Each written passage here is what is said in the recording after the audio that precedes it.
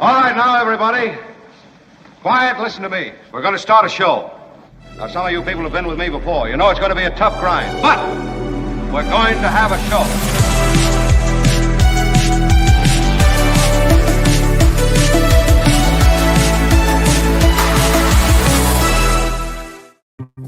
And greetings.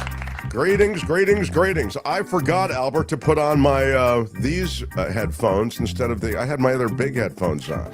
I had these headphones on because normally when we're meeting, and those of you just listening, this means nothing to you. But I'm wearing big, nasty headphones right now because these are more comfortable. And so when we're planning the show and meeting about the show, these are the headphones that I wear. But they are sort of unattractive. They are a callback to the beginning of the show when we all wore these big headphones. I still wear mine. Yeah, yours look better because they kind of get lost in your hair and stuff like that. But like a headband. Yeah, maybe that's it. Albert, you don't wear. You wear also kind of like earbuds, right? I used to, but then I just ditched it and I have my own speaker here that I could listen to the show to. Very, very cool, dude. Yeah, right. Yeah. It's too many years of having headphones on in radio, so I'm very anti. It's very. I like the retro look, says Jim Shields. It is a retro thing. I agree. Speaking of retro, we're going to get into the retro machine. Talk to Rothmann today. He wears headphones. Yes, he He's does. an old radio guy, you know, and. Mark's shirt is blending into the background today. Oh, do you know why? Because I didn't turn on a light. Kim, talk to the audience for a moment while I actually get my act together here, if you would. I'd like to tell them what's on the show. Yeah, and our you can friend right Jim now. Slayton, who comes in with $10, and he says, "Happy Wednesday! Love the new acronym TACO. Trump always chickens out. Look it up." And we do have a story about Trump always chickens out. Apparently, the traders over at Wall Street have decided that Trump seems to back down a lot, especially when it comes to tariffs. So they've developed this acronym, Trump always chickens out. TACO. Should we call it Trump's taco? I don't know. But it refers to the president's tendency to announce massive tariffs, cause the markets to plunge, only to back off days later, causing them to rise again. And what we have is this roller coaster taco. There it is. There's the tacos. Trump's taco indeed. That's caught on, this Trump always chickens out thing. It's a, I don't know. I mean, I don't know if they're trying to pressure Trump to actually execute these tariffs or, you know, the idea is that, and I saw it done across the board. I know Lawrence O'Donnell did that. Yeah, there you go. D. Elliott says Lawrence O'Donnell did it on his show. And I saw Carl Quintana did it. Yeah. He did it again, Trump, on Sunday, when he was announcing 50% tariffs on Europe. It caused major indexes to sink on Friday. Then Sunday, he says he's going to delay the tariffs because there's some new trade talks. And then there's some gains when the markets reopened on Tuesday after Memorial Day. And we're bouncing all over the place. Back and forth we go. Taco. You know, you could, if you wanted, and I know that there is a bit of this already, there is a school of thought which suggests that in addition to the sort of indecision and ineptitude and inability to really know what he should do and really having that one flex, which is the tariffs, which is a flex he should not even have. I mean, as you know, he does not have the right legally to impose these tariffs, except for the fact that Congress has given him that right. So this Congress that he is so cowed, that he is so dominated, they've given him the right to impose these tariffs. Otherwise, he's not legally permitted to do it. But anyway, there is a school of thought that feels that in addition to sort of the, you know, herky-jerky quality here, that there could be an aspect of market manipulation to this, right? Yeah. You say you're going to impose a tariff, and the market drops on that news, you buy, and then you don't impose a tariff, and the market shoots up, and you cash. I would say, you know, it's on brand I mean, it's on brand for a lot of other stuff he did. So, and is doing. So anyway, that's Here's this University of Michigan economist. His name is Justin Wolfers, and he talked to the publication Barron's, and he said, under no previous presidency did we have active markets betting on the president's resolve. There was no BACO trade, there was no CACO trade, nothing. It was always taken as a given that when the president spoke on Monday, he would likely still mean it on Tuesday, and that is no longer true. But what's really hard is that it's not even obvious when it will be true and when it won't be. And he said that is madness. Yeah, no, it is madness. And it's impossible for, and we've talked about this, for businesses to plan and to make any kind of future strategies, given the fact that they don't know what's going to happen. I mean, in terms of tariffs, I mean, how can you plan at all? I mean, there are businesses that are literally having to shutter. They're closing their doors because they're unable to handle the A, the even modest tariffs that have been imposed, and B, the kind of inability to plan that informs so much of what they'll buy in terms of future inventory. For example, if you're buying for the Christmas season and you're buying a bunch of stuff from China, you may not have the reserves to, buy these Chinese goods at the kind of excruciating tariff levels, even if those tariff levels drop to 46%. So there's a lot here. It's pretty good. Taco Cat is an acronym, says Last Angry Manny. Yeah, I've got a nasty he says cold. No, palindrome. Yeah. Taco Cat. It's true. Oh, I see. So it's the same backwards and forwards. Yeah. And thank you for your contributions. And I will say regarding sponsors, they come and go, so that's the way it is. Oh, yeah.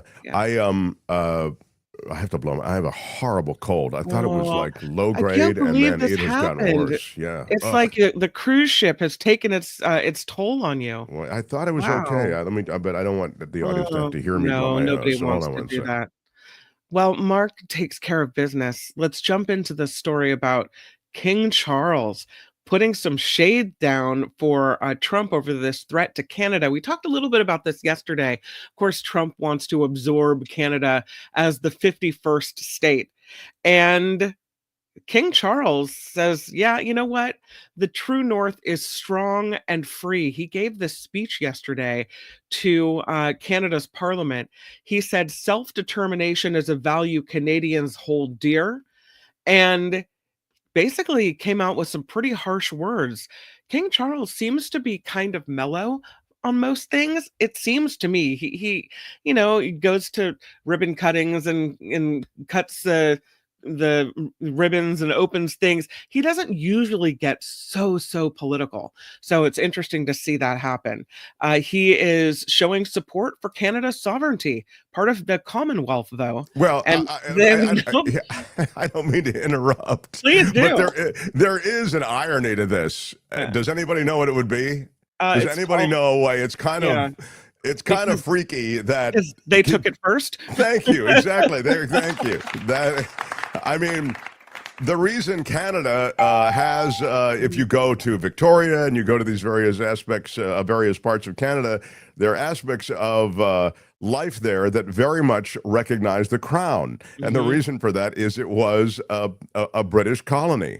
So it's really kind of, and there was British control. Look, it was a long time ago, I think. When I don't know when I want to say in the 1800s it was, when did they get full sovereignty? I believe it was, let me look here it was early 1900, like 1920s. Wow. So, so my point is simply that it's kind of, look, I'm loving the fact that the king is speaking about this, but Thank you so much. Thank you so much for your yes. The Queen is on the Canadian money, says TM. Wow. Well, they are part of the Commonwealth. What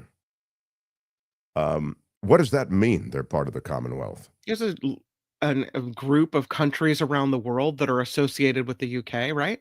Okay. Yeah. Australia among them, I think. Yes. Yeah. Yeah.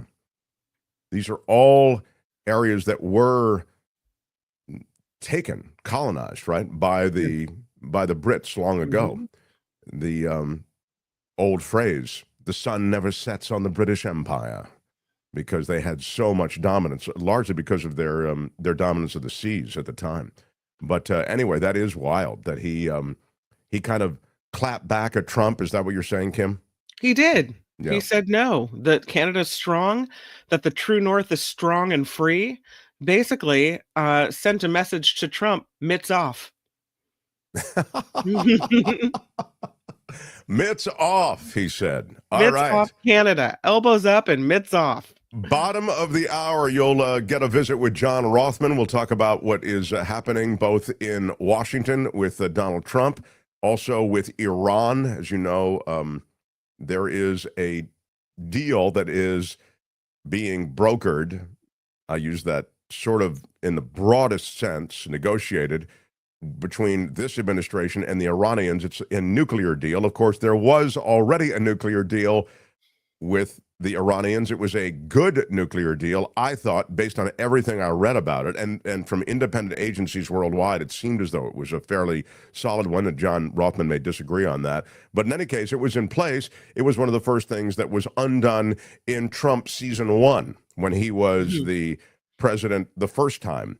And so now he's trying to put Humpty Dumpty back together again. We'll have John weigh in on that, and also kind of the rampant corruption right now in Washington, using the cryptocurrency, using the stable coin, using the meme coin. These are all ways in which Donald Trump and family are able to enrich themselves. And the last way, I'll just mention it, and I think we'll revisit this, and I may have mentioned it to you already, the tariff situation. Well, the tariffs are obviously a shakedown, right? When you impose tariffs across the board and then countries have to come to you and deal and interact with you to make a new kind of trade agreement, you are establishing a kind of patronage.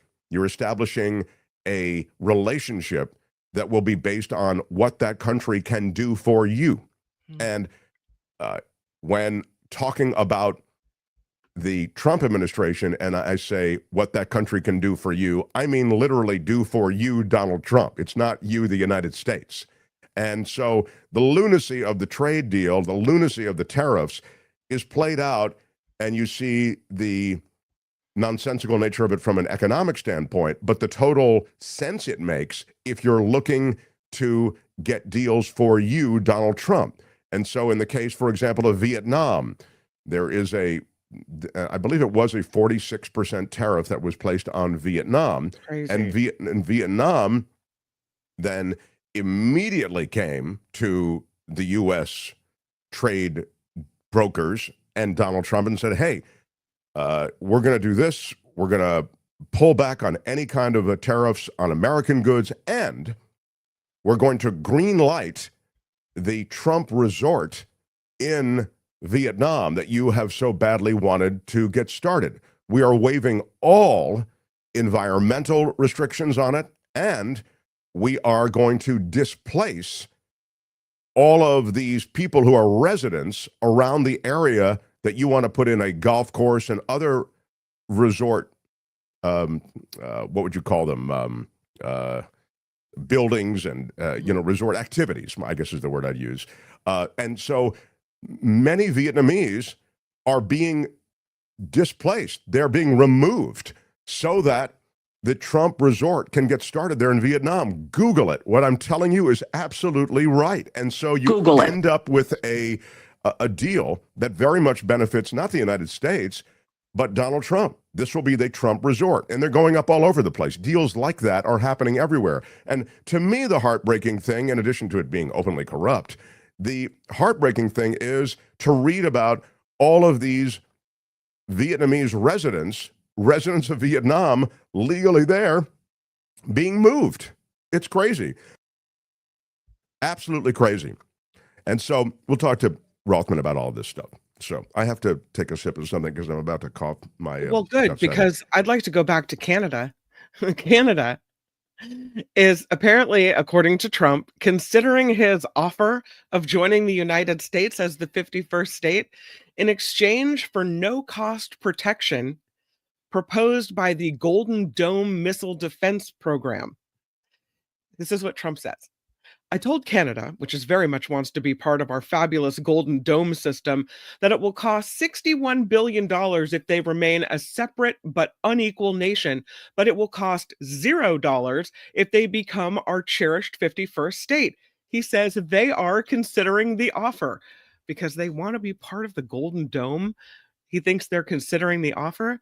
That's not true. As a matter of fact, Mr. Carney, who is the new leader of Canada, has said there is no circumstance in which Canada would be joining the United States as the 51st state. So, oh my God, yes. You want to join I mean, A, it makes no sense. B, they wouldn't want to join the clown car that is the United States now. And C, a Golden Dome for America? It's absurd. And Canada, apparently. Yeah, it's utterly absurd. Again, in a world of Pentagon waste and waste on self-defense of all sorts, Trump is leading a parade into more waste. I will say Carney's office did confirm that there are active discussions between the two countries about security programs, including the Golden Dome, but in no sense of the word did they say we want to join your country. Yeah, well, they don't want to offend the Mad King, so they want to, say, "Oh yes, we're very interested, very interested." But come on, I mean, America doesn't need a Golden Dome either. Please, it's just the mutual assured destruction that is the world when it comes to superpowers like America, Russia, China. That is Golden Dome enough. I mean, it's not like Israel. It's just a different situation. Not to mention, logistically, technologically, in all of these ways, it would be different. But I mean, again, Trump's just spewing, So, but when he spews, because he's president, yes, it's made of faux gold, says Steve. Taco gold. Yeah. Very, very good. I love it. I love it. Mark Thompson Show. All right, everybody. Thank you for being here. I'm sorry I am so under the weather, but I'm excited that you guys made it by. And we've already given you a little bit of King Charles and the shade he throws to Trump over the threat to Canada and the 51st state and the annexation and the Golden Dome. The other thing that Trump has been busy doing is he's been busy with the pardons. I wonder if this wouldn't qualify as a chunk of Trump. You can put this toward the show or Canada's contribution to the Golden Dome, whichever you think is more realistic, Noe Maurice. I wonder if this wouldn't fall into the category of a chunk of Trump, Albert. What do you think? I say so. I'm ready. All right, let's do it. Here's your chunk of Trump. Open wide. Ready? Here comes your chunk of Trump. It's my favorite food. With your first bite, here's Mark Thompson. I have a feeling it's going to be beautiful. Trump is set to pardon reality stars Todd and Julie Crisley. Yes, I know, you're all excited. I mean, people on TV have a different place at the table with our president. And shouldn't it be that way? I mean, these people have achieved their fame to the point that Donald Trump has watched them on TV. Are these not the people that don't pay their taxes? Yeah, Well, tax evasion. Look, it was bank fraud and tax evasion. I mean, but Kim, these are interpretive sorts of laws. They were convicted, though, of conspiring to defraud banks in the Atlanta area out of more than $30 million in loans. Oh, I know. Yeah, it's the new American way. $30 million in loans. They submitted false documents. They found the two guilty of tax evasion, obscuring their earnings while showcasing a luxurious way of living that authorities say included high-priced cars, designer clothes, real estate, and travel. Does it sound familiar? I mean, these people could slip right in to the new administration, the Billionaire Boys Club. Prosecutors said that the couple walked away from their responsibility for repayment when Todd Crisley declared bankruptcy and left $20+ million in unpaid loans. So he's really stiffing the banks. Julie Crisley was sentenced to 7 years in federal prison. Todd got 12. The couple also ordered to pay $17.8 million in restitution. I mean, this is serious stuff. Yep. And those are serious fines. Well, Donald Trump to the rescue. He said in a call with their daughter, Savannah Chrisley, "Your parents are going to be free and clear, and I hope that we can do it by tomorrow." And he said in a media post, "Trump knows best. They've been given a harsh treatment based on what I'm hearing," he says. A White House official said that there had been discussions, no decisions had been made, but that the pardons would be forthcoming. I don't know what the distinction there is, but I mean, he has done, really a lot when it comes to pardons, as you're aware. I mean, he's pardoning his friends, his supporters, his donors, former staffers. So, the people that have an in. He pardoned, as we told you yesterday, Scott Jenkins, the former Virginia sheriff who was sentenced to 10 years in prison. He was convicted on fraud and bribery charges, everybody. I mean, that's the new America. Fraud and bribery is what we do. And so Scott Jenkins, again, the former Virginia sheriff, sentenced to 10 years. He is getting out. Now, the thing about him is that he started a podcast during which he made a huge deal out of the fact that he felt that he was, or at least he made the point, that he was being prosecuted and targeted because he was a Trump supporter. And of course, that got the attention of Trump, and the weaponized DOJ that Trump is so critical of, he would have none of it, and he gives him a get-out-of-jail-free card, and Scott Jenkins, the former Virginia sheriff, is pardoned. And the president also pardoning Paul Walczak, a Florida healthcare executive. He was imprisoned on tax charges. This is a great one because his mother, Paul Walczak's mother, helped expose the contents of a diary kept by Ashley Biden, the daughter of Joe Biden. Oh, that's the lady that stole her Exactly. diary. Yes. So any smear on the Bidens is a job well done. And in April, he pardoned Nevada Republican Michelle Fiore, who she was awaiting sentencing on federal charges that she used money meant for a statue that was honoring a slain police officer for her own personal costs, including plastic surgery, everyone. And that is America.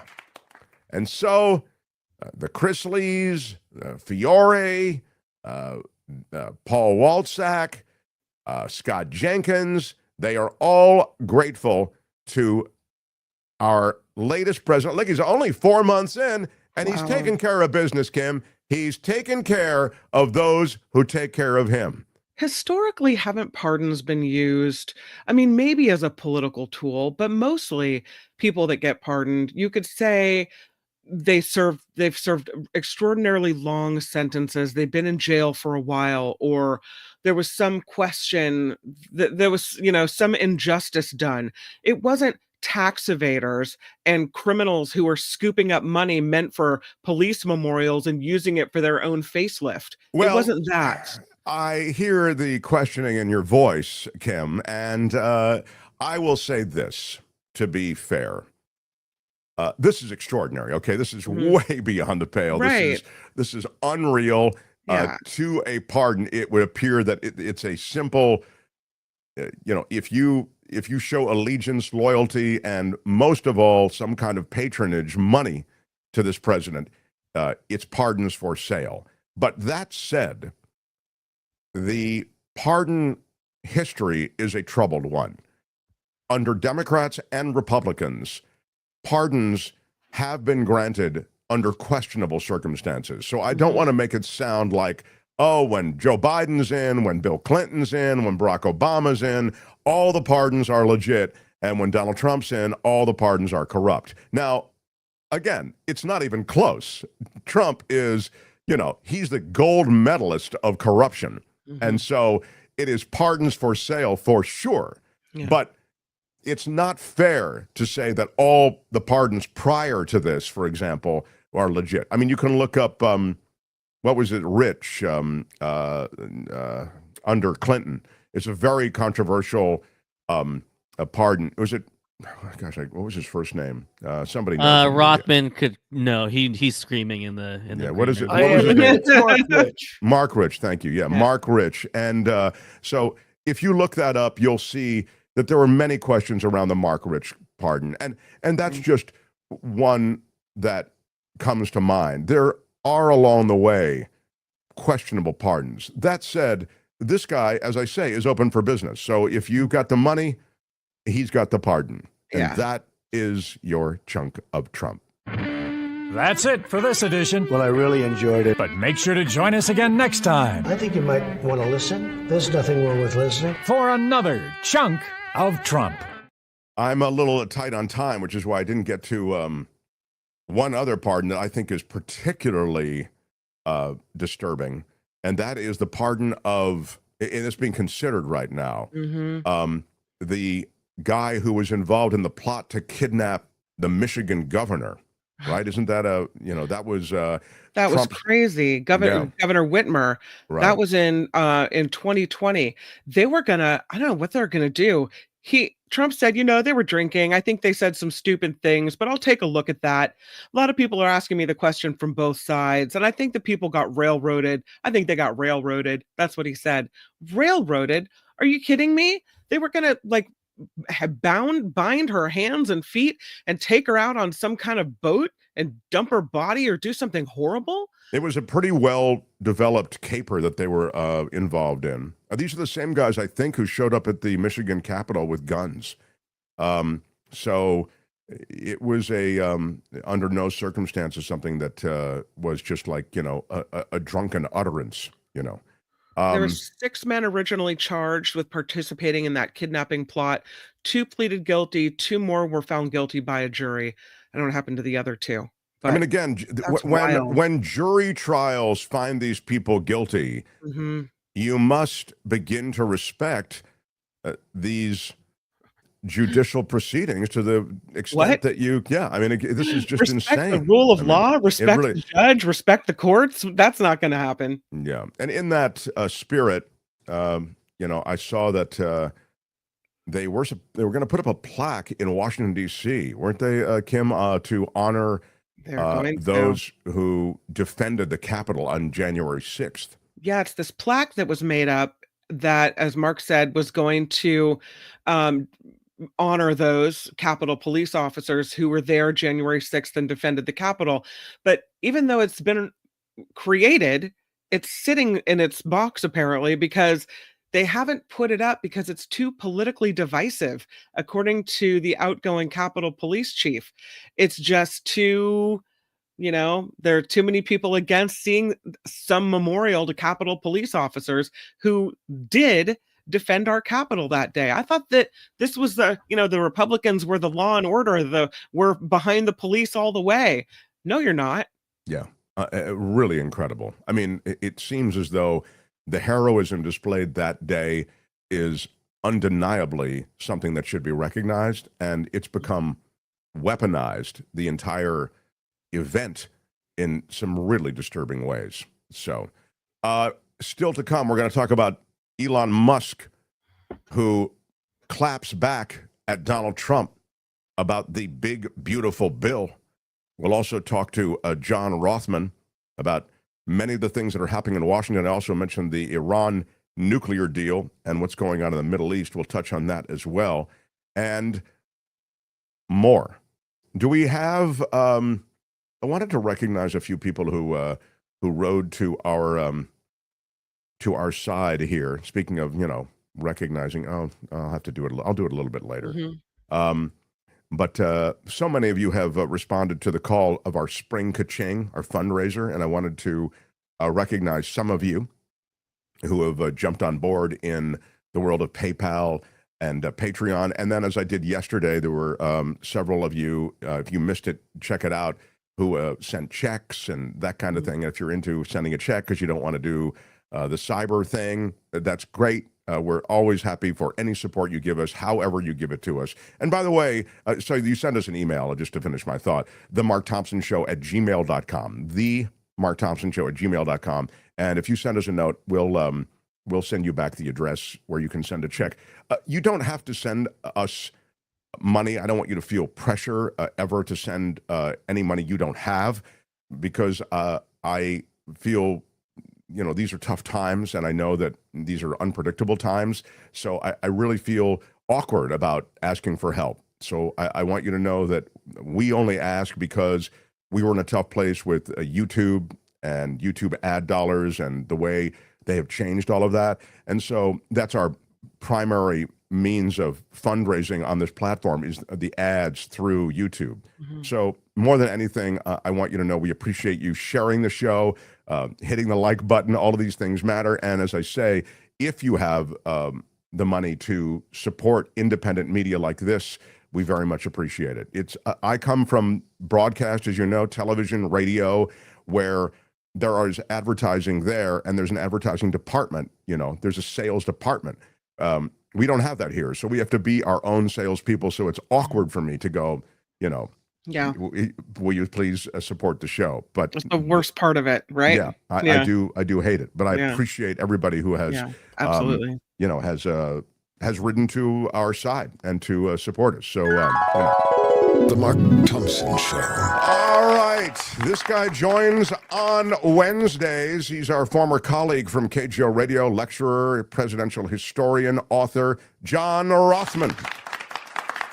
Mark, I'm not going to be shy. I do not get paid for what I do on the Mark Thompson program, but I support Mark Thompson, and I urge all of you to contribute to sustaining the Mark Thompson program. Oh, well, thank you, John. And now, if I may clarify, yes. King Charles spoke in Canada. The throne is a special throne, which is used by the king or queen, as the case may be. He does not give his own speech. His speech is written by the Canadian government. So you will note that when King Charles delivered his address, he read it word for word. The same thing applies when he speaks to Parliament in Great Britain. It is a speech from the throne. He does not write it. He does not compose it. I don't even know if he has veto power. He simply has to recite it. So I just wanted to make that is great knowledge, Rothmann. I did not know that. So you're saying when the king, in this case, speaks about Donald Trump and the Golden Dome and all of that stuff, those aren't his words or sentiments. Those are words and sentiments expressed by a speech writer. No, by the government itself. Yeah, but somebody at the yeah, I get it. But the speechwriter is employed by the government. But maybe more to be more specific about it. Yeah, not a speechwriter for the king. You're saying that speech. I just want to make sure I understand that speech. In a sense, King Charles is a presenter. He has nothing to do with the actual speech. Wow, that's just wild. I did not know that. That's really wild. But I want you to know, I went to England when I was 10 years old, and I wrote a letter to King Charles, then Prince Charles, who was a year older than I am, asking for a play date.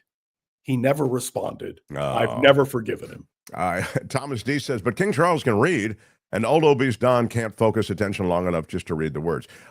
Trump does like to ad-lib a lot. I would say that around the words that have been sculpted for him. It has to be frustrating to be a Trump speechwriter because, you do your best to cobble together something, and then he goes and riffs about trophy wives and whatever stories he wants to tell you. Hey, Albert, didn't we have something we wanted to play for Brother Rothmann? I thought we had a piece of video that we wanted maybe you to remark upon, because over the Memorial weekend, Donald Trump spoke, and this is a day of solemnity. It's a day of serious remembrance of those who have sacrificed for this country, made the most supreme sacrifice, and their families show up to these events to remember. And it was an odd, again, riffing that Trump did. Go ahead. Here, Albert will play a little bit for you. Go ahead, Albert. Those young men could never have known what their sacrifice would mean to us, but we certainly know what we owe to them. Their valor gave us the freest, greatest, and most noble republic ever to exist on the face of the earth, a republic that I am fixing after a long and hard 4 years. That was a hard 4 years we went through.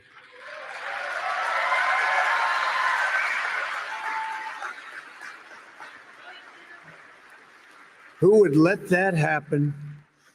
People pouring through our borders unchecked, people doing things that are indescribable and not for today to discuss.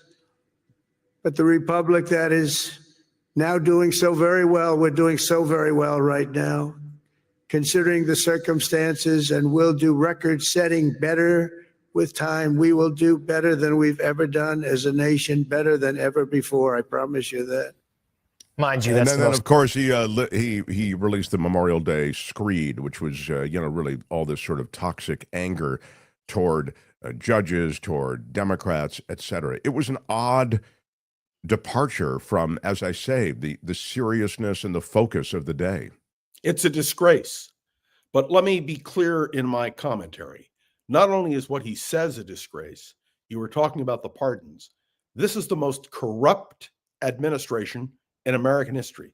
It makes the Harding administration look like saints. It makes my old boss, Richard Nixon, clean as a hound's tooth. This administration is a disgrace. And what's particularly galling to me is the silence of the Republicans.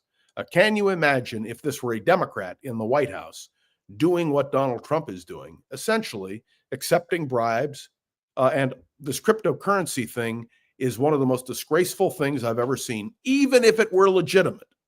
And we can argue the legitimacy of cryptocurrency. The fact that the president is a pitchman, the fact that he could hold a dinner at Mar-a-Lago for all of these billionaires and they all dump money into his business is a disgrace. May I be so bold as to say, having been a student of the American presidency and the expert on impeachment on more programs than I can ever tell you, Donald Trump qualifies to be impeached and convicted for corruption. Well, I mean, not only does he not, are there not the votes to impeach, but they're not the votes even to push back even on his tariffs. I was making the point in the first half hour. He doesn't really have any legal standing. He has no legal impose standing, these tariffs, and that's going to court. And the question is, will the courts rule as they should rule that this is not within the power of a president of the United States? You and I have talked about the fact that when the tariffs were imposed in 1930, they were done by the Congress. It wasn't President Hoover who the Hoot-Smalley Act. And so all I can tell you is it's a combination here of corruption, the Republicans being afraid of him, rolling over and simply complying. It's, to me, a real shame on America. I want to talk to you about the corruption for a moment. And the reason I want to talk to you about it is because, as you suggested, it's rampant, it's obvious, it's witheringly high profile in the ways that you just described. I mean, that the president in a helicopter owned by the people lands on the people's lawn there in the White House for a crypto dinner. And the dinner is attended by those who have purchased the Trump meme coin.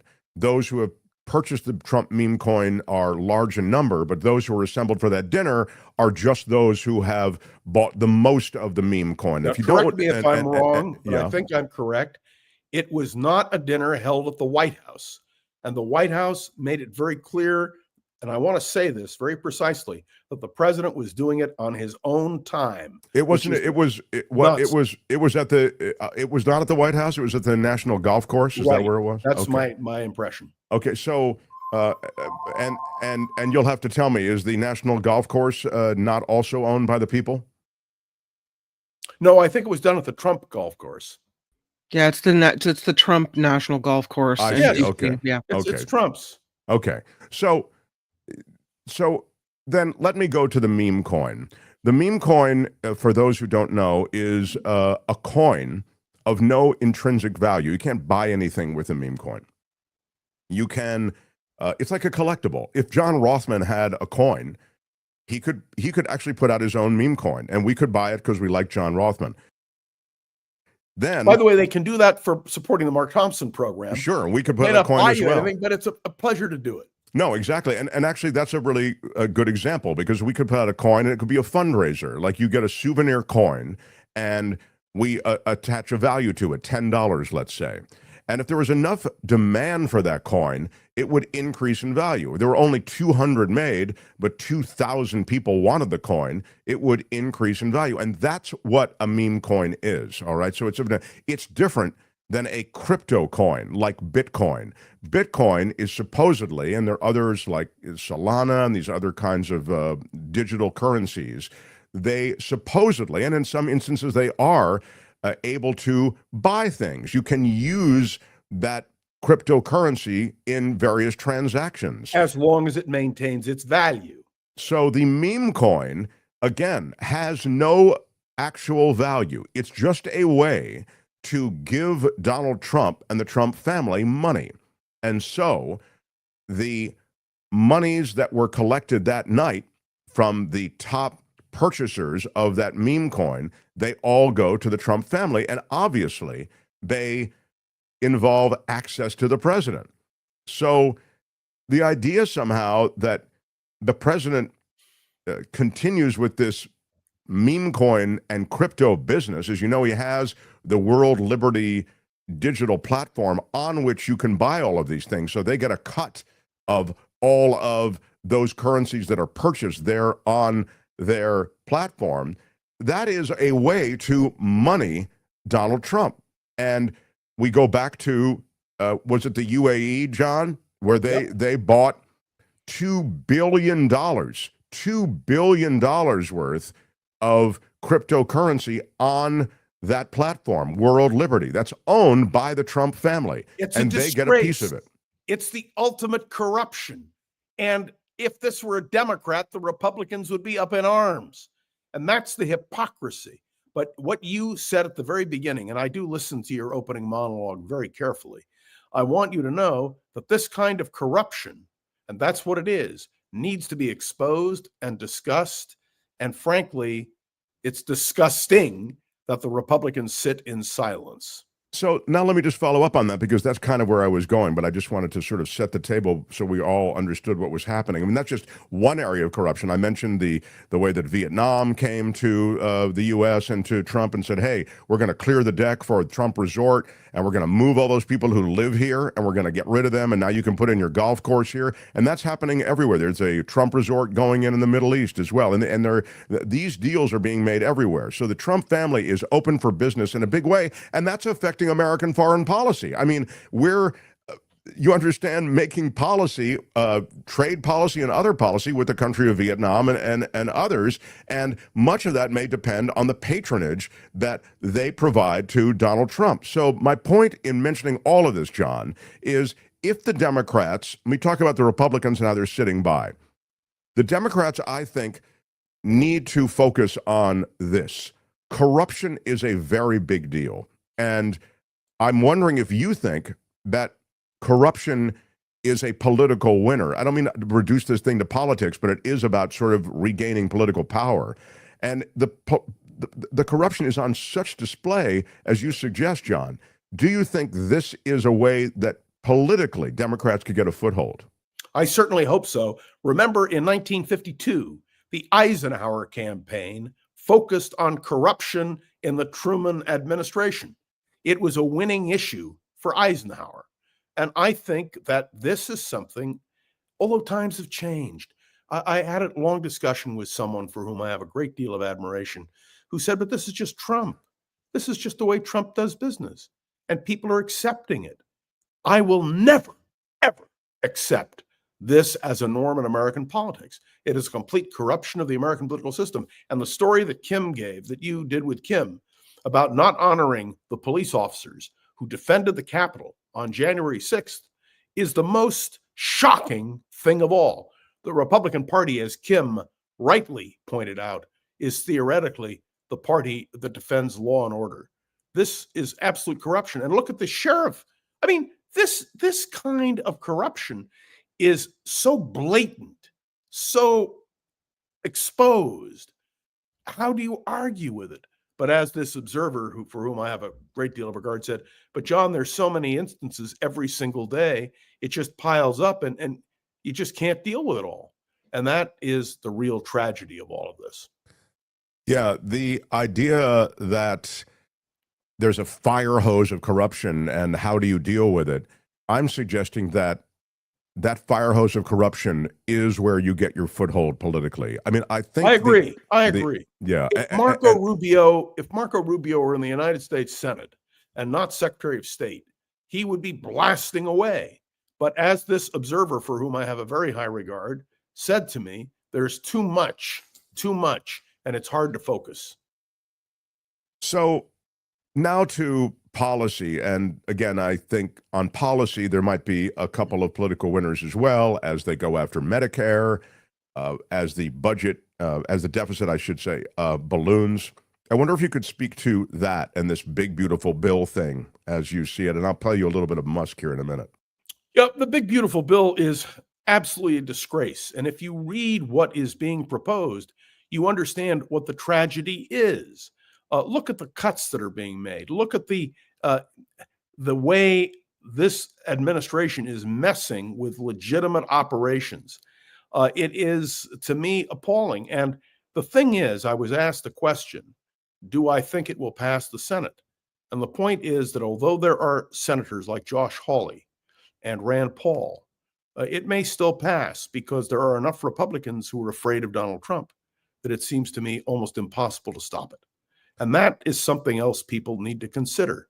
I can only tell you the Republicans in the end will be held accountable. There's no question about it. I don't know when the end is, though. When you say the Republicans in the end, I mean, I don't know that the Democrats will regain power because even as much of what you're saying, I mean, all of what you're saying, in my judgment, is accurate, and it's a grotesque, decadent, corrupt administration.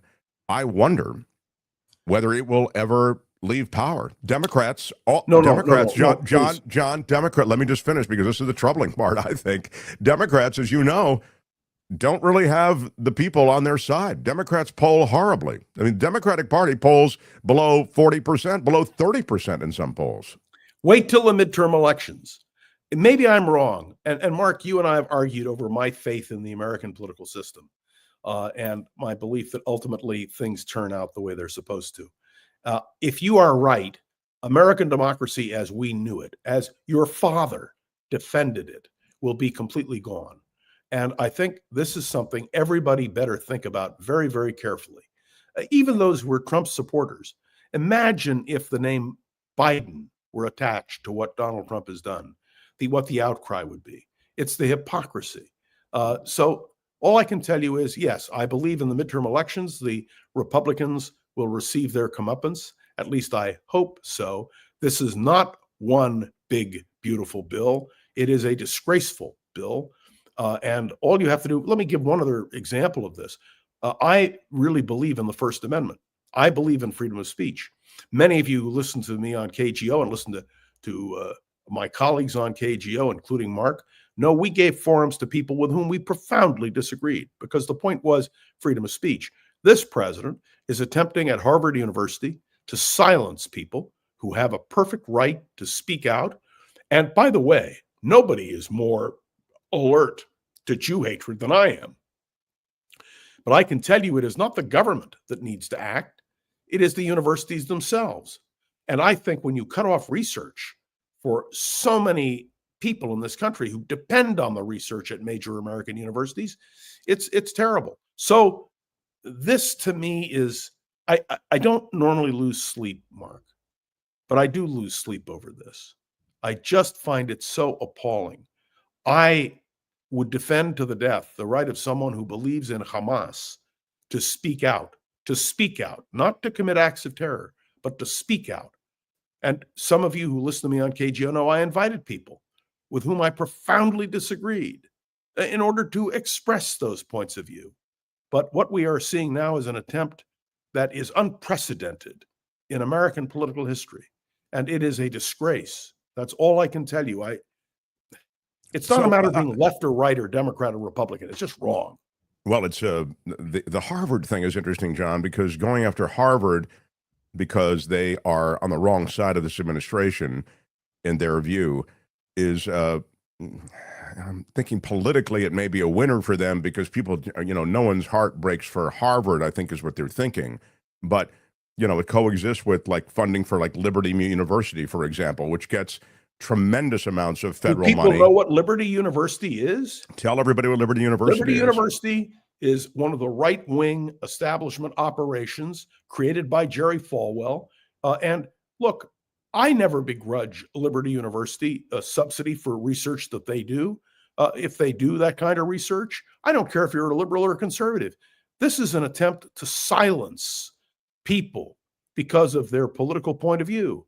And if we do that in America, we're finished. And may I tell you, when I look at what the FBI is doing, the kind of investigations that Kash Patel is now initiating and that Don Bongino is doing, I mean, this is a complete misuse of the Federal Bureau of Investigation.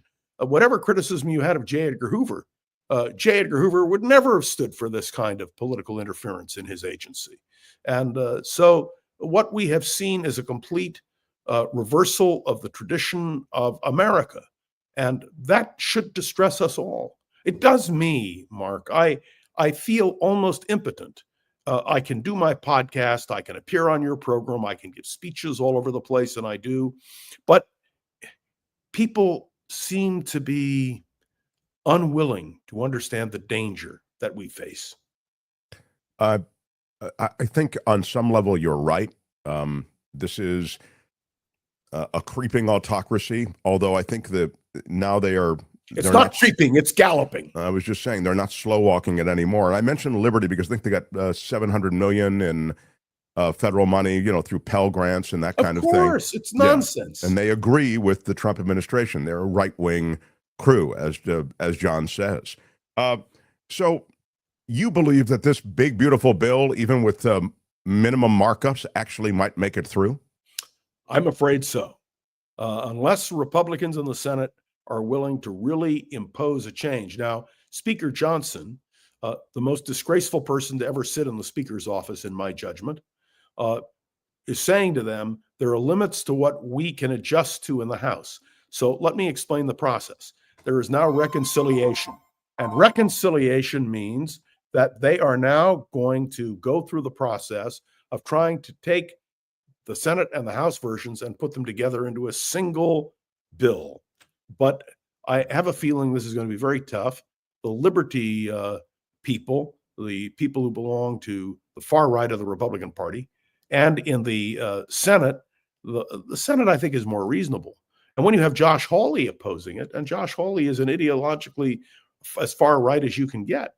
But Mark, I don't want this to be a downer. I want it to be an upper. We have to expose this stuff, and we have to be willing to go to the mat when it comes to exposing this kind of corruption. But the old that old movie Network. Is anybody listening? Yeah. Mad as hell, and I'm not going to take it anymore. Play for Brother Rothmann the Musk clapback at Big Beautiful Bill. This is interesting. He speaks to how bloated it is and how it goes against DOGE. Go ahead. So, I was disappointed to see the massive spending bill, frankly, which increases the budget deficit, not just decrease it, and undermines the work that the DOGE team is doing. I actually thought that when this big, beautiful bill came along, everything he's done on DOGE gets wiped out in the first year. I think a bill can be big or it can be beautiful, but I don't know if it can be both. My personal opinion. I mean, that is all pleasant and sweet. I think it's interesting that Musk sees himself as a guy who was trimming government. I saw him as a wrecking ball, reckless, taking advantage of the situation, going after government agencies that had either regulatory business with him, lawsuits with him, or already had fined him. I start at USAID, I go to EPA, I go to the IRS. All of those agencies had business with Elon Musk. And so those layoffs derailed everything that they were doing with Musk. Along the way, he picked up a bunch of additional government contracts. So please, Elon Musk is not some guy who was actually looking for waste, fraud, and abuse. It's corruption. There are systems, exactly, it is. There are systems within the government that look at waste, fraud, and abuse, right? The inspectors general do that. Who they fired. Exactly, who they fired. And the fact that they didn't touch the Pentagon, that should tell you everything you need to know about what a fraud DOGE was. And Pete Hegseth. And the last thing I will say is, still, having said all of that, it's interesting that Musk himself sees the stink on this bloated bill. So we'll have to see what happens. But Brother Rothmann feels it'll make it through with some modifications. Let me tell you, I don't know because I haven't seen the final version. But I can tell you that Donald Trump is saying to Republicans who oppose him, "You oppose me and I will get you." And that sends waves of fear. So let's see how it works in terms of the final outcome. This, by the way, DOGE is a fake. It's a phony. It's not a government agency. It had no power at all. And may I say, that leads me to the point that Donald Trump has completely exceeded the legitimate powers of the presidency. Everything, Mark, in my judgment, will come down to two things. The Supreme Court, and I'm watching Amy Coney Barrett and Chief Justice Roberts, who are the swing votes, and then the election in November of next year. The American people, well, have to stand up, and the court has to stand up, and we really have a lot of work to do. It's interesting that Gordon points out Hegseth only cares about leakers. It's really true that the administration he's put together has such immense fealty to him that they have just really closed it behind him, right? They've lockstep with him. Hegseth is completely unqualified. And look at the chaos in the Department of Defense. God forbid something should really happen. Oh, let me just point something out to you. One of the things that was done by DOGE is to gut FEMA. Well, if we have major catastrophes in this country over weather, not only is FEMA crippled, but NOAA, our weather alert system, is crippled. I mean, Mark, if I had written a novel that suggested what is happening and submitted it to my agent in New York and he'd submitted it to a publishing company, I would have been laughed out. Yeah, Nobody it's would so have believed extreme. it. I agree. It's cartoonish. CC Ryder says the USAID website has an IG section showing all the fraud that they have found over the years. Minor. You can download the report, she says. DOGE is total BS. I sent it to MAGA family. Yeah. Oh, I see. You have family that's MAGA. Yeah. I mean, I don't know that you'll ever get through to MAGA family, but DOGE eat DOGE, says Rich. Yeah. It's true, John, look, what you're saying. It's not that I come on here to be critical of Donald Trump. I am looking for things which I can support. But when you run into these overwhelmingly corrupt actions by the President of the United States of America, and there's no outrage, we've come a long way from 1974 when Republicans were outraged by things that Richard Nixon did and stood up and said so. It's a big difference in the Republican Party. Well, what I'm getting from you at the end of this conversation, Rothmann, is that we didn't talk about Iran. You're probably not going to go to the military parade for his birthday. Is that what you're telling me? I mean, I was going to look for you there, but I guess let me tell you, we could carpool to that. Let me. It is a disgrace to spend money on a parade. By the way, the streets of Washington. I'm talking at this moment to a native Washingtonian. You and I know that when those tanks roll, no, they'll Washington destroy the streets. Are not prepared for this. Yeah, they'll destroy the streets. It's okay. So the military parade is just his despotic fever dream. Now tell me quickly about he wants to make this Iran nuclear deal. There was an Iran nuclear deal in place that Obama made. He dismantled it. Give me a few seconds on that, please. Very quickly, Donald Trump said to the Israelis this morning, to Benjamin Netanyahu, stay out of my way. I'm going to make a deal, and I don't want any interference. So one thing I will tell you for sure, if Israel, and I don't mean Benjamin Netanyahu, I mean the right and left in Israel, feel that this deal permits Iran to have a nuclear weapon, the Israelis will act with or without the United States. Remember that a single Hiroshima-type bomb dropped on Tel Aviv, this is a low-grade nuclear weapon, believe it or not, would eradicate the centers of power in Israel. So there's a lot of dissension in Israel about Benjamin Netanyahu, which we could talk about for hours. But when it comes to the threat of a nuclear bomb, there is no doubt. There is a writer by the name of Shlomo Nachtimon who wrote a book in the 80s called First Strike. And his first chapter is an imaginary nuclear hit by Iran on Israel. This is a real danger. Well, let me just drill down on this for a second, John. Sure. So, how would an Iran nuclear deal allow nuclear weapons to get into the hands of the Iranians? Wouldn't an Iran nuclear deal prescribe that, make sure that they couldn't? Wouldn't that be part of the? If you believe that the Iranians will abide by an agreement, and the one thing we learned from the previous agreement is they don't abide by it. That is why the United Nations agency dealing with nuclear regulatory powers has said Iran could, within a month, have nuclear weapons. That's because an agreement means only something when it's kept. And the question you have to pose is, does anybody trust the Iranian leaders to keep such a deal? The Israelis view it as an existential threat. And therefore, their position is, let's take a look at what you're going to produce before we decide. But if we don't like it, believe me, they will act. They have to. I mean, it's very simple. The Israelis learned a lesson from Hamas, backed by Iran, and from Hezbollah, backed by Iran. And that is that the aim is not a deal with Israel, but the destruction of Israel. And it may sound extreme, but that is their position. The Grand Ayatollah just gave a talk in which he said his goal is the elimination of the Zionist entity. Well, that's the rhetoric. I don't mean to diminish it, but that's the rhetoric that they serve up, kind of boilerplate rhetoric like that. That is correct. But you said something that intrigues me. Was there evidence that the existing Iran deal that was made, the Iran nuclear deal under Obama, was being violated by Iran? Yes. All you have to do is take a look at the United Nations report. All right. Well, then. And by the way, that's a UN report, not a report from Israel. Right. It's from the IAEA, which is the UN agency involved in all of this. I wanted to see if there was anything for you. Wait. We didn't touch on the potential for a third world war. Oh, my God, John. I can't keep you on all day, although I'd like to because I can barely speak because I've got this horrible cold. You can find John across the universe at Around the World, Around the Political World with John Rothmann. It's a daily podcast. Find it, hear it. What is it? And it's free.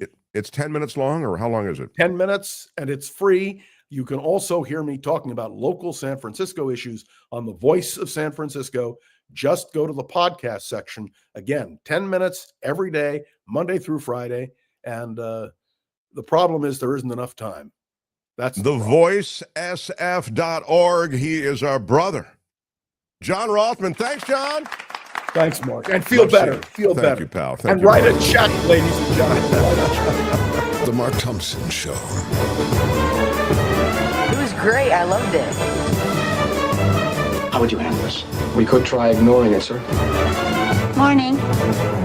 You cannot say you love your country. Where are my weed smokers at? Stay at home and get baked. Right on, everybody. Thanks to our Patreon and PayPal supporters and all of you who drive this show. You're the engine of it. We appreciate it. Today I've gone through already, just in the first hour, an entire box of Kleenex. It's a very gross. special. Yes, it's a pretty. Well, I don't know if it was gross, but I mean, it was just. Yeah, it's gross. Never been anything like this. Thank you. I stand by the gross comment. Oh, you just woo. All right. Well, I'm sorry. Listen to me. I don't want to hear you. I'm sorry. I was just relating. I was playing hurt, and You just don't get it, do you? I don't. You don't. I guess I don't get it. You're right. Do you want me to do some news so you can take a little voice break? Well, I would like some news for a voice break, but also because I enjoy your news. And before we get into it, I wanted to quickly say, what up to Blue Spark? Mark Robinson made me feel so cheap and insignificant. I can only hope this makes me feel a little better. Thanks, Mark. What is this referring to? Mark Robinson, the lieutenant governor of North Carolina? What is the Mark Robinson? I don't know the answer. No. Okay. I don't know. That's the only Mark Robinson I know. But I hope this makes you feel better too. We already, Jim Slayton, thank you. I think we already did that. And appreciate the reference to the new acronym, TACO, around Donald Trump. Hi, Mark and Kim, says Chaplain Fred. Thank you for your show. All of your guests are awesome. Whatever I can do to help your show, I will help. Oh, wow. That's pretty cool. Thank you for the $20 super chat, Spencer. Thank you for the $2 super sticker as well. And Dennis Fahey with a $47.86 super chat says, no, I'm not dyslexic, just short by $2.14. There you go. Well, thank you so much. Thank you so much. Yes, indeed. West Theory, all the talk about the cover-up of Biden's mental issues, didn't the same thing happen with Reagan at the end? He actually ended up having Alzheimer's. This is a really good point. Thank you for the super chat. I do think that that's a reasonable parallel, because I think through history, and this is something we could talk to Rothmann about, this isn't going to go away. This book that Jake Tapper did has sort of an extensive half-life, meaning it'll be around for a while. And discussions around Joe Biden's condition, I think, do in some way parallel the discussions around the conditions of other presidents and policymakers. I'll give you another example. Dianne Feinstein. I mean, Dianne Feinstein, at the end of her term as senator, as you know, was, you could say not all there, right? She was, people were saying her staff was really doing the work. Yeah, exactly. Yeah. I mean, so that's an example. I mean, look at these other members of Congress. I could, a lot of these guys north of 85 years old, the staff is picking up the slack. I'm not making excuses for Joe Biden, but I can go back in time. Reagan, look, FDR, they tried to conceal essentially the fact that that polio had affected him, right? And that he was unable to walk. So these are, and there are myriad examples. And, next time we talk to Rothmann, we'll talk about it, because I'm sure he could name them all, from pure memory. But my point is simply that while I guess it's a revelation in one way, it's not a revelation in another. Donald Trump, you could argue, is diminished in terms of cognitive acuity when it comes to understanding certain things, when it comes to his ability to articulate certain things. Biden, I would say, I'd say mostly with Trump, it's our understanding. With Biden, you could say it was both. Certainly he was challenged to communicate. I thought Biden, as you know, I never was a huge Biden fan. For me, he was a little bit too much of an institutionalist, but maybe that's what the country wanted at that time. To be fair, I might have been wrong. But what I would say is he wasn't a communicator. And you need charisma and you need communication abilities these days in America and in this media environment, in this world. And so it was a massive deficit that this man came across as infirm, as unable to articulate himself. I get it, stutterer, whatever it might be. But his inability to articulate and communicate really hurt his image and his profile. And it took away from the accomplishments of his administration. Now, I think the book goes into other ways in which he was diminished cognitively, all right? But all I'm trying to say in response to that comment is, yes, it's a reasonable thing to point to Reagan and other legislators and presidents through time who have also faced challenges and have had staff shape their profile. That is not unusual. Again, not to excuse Biden. I've just told you, wasn't a fan, felt that he couldn't communicate. You need a strong communicator. That's really what Trump has. He will lie to your face over and over and over again. And, as the old saying goes, he'll pee on your leg and tell you it's raining. I mean, that is something he does over and over. And it's effective. It's effective. His confidence game has duped a ton of his supporters. He locks into what people hate and he locks into what people want. He promises them stuff And then, of course, he doesn't make good on it. But wow, his ability to communicate is there. It's crazy because I know he's not the most articulate guy and, he's all over the road, but there is something about him that cuts through. There was nothing about Biden that cut through. That was my issue, among other things, with Biden. I figured out the Mark Robinson made me feel so cheap and insignificant because here's Mark Robinson. Look at that. Oh, Mark Robinson, enjoy the show. Kim's the best. Mark, you're okay. Oh. What? Mark Robinson's my new favorite. $100. $100 donation to the show. Thank you so much. Thank you so much, Mark Robinson. Wow. Thank you so much. I see. Now you're right. Now Brian says that Mark makes him feel cheap because just a $10 donation. I mean, look, anything you guys throw us, we so are appreciative of. Brian Reich, having John Rothmann on Wednesday is a blessing for us all. Now, finally, please let us know, when is the next MTS meetup? Thank you, Brian, for the $18 super chat. And I need to clear dates with Kim and with Albert and with Tony, and then we will have a meetup. We do. We're way overdue for a meetup. Sausalito Steve, but I promise you I'll follow up on that next week. Sausalito Steve, with a specific date when I say follow up. Sausalito Steve, $20 Mark Thompson coin. There you go. Well, and lastly, Barry, note content. Sean Diddy Combs, he says, needs to contribute $1 million to the Von Schützenpants Trust Fund ASAP. Boy, what's happening with Sean Combs is amazing.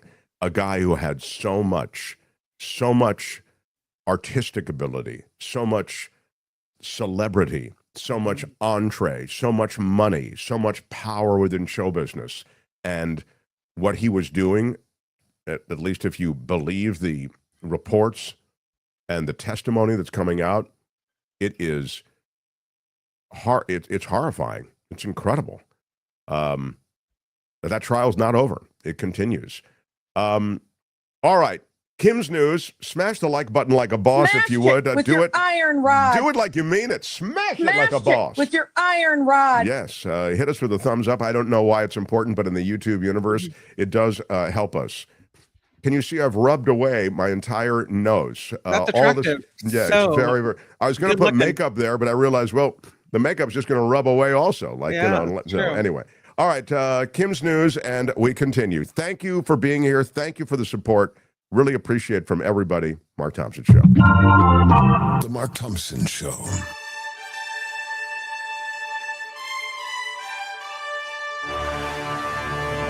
On the Mark Thompson Show, I'm Kim McAllister. This report is sponsored by CoachellaValleyCoffee.com.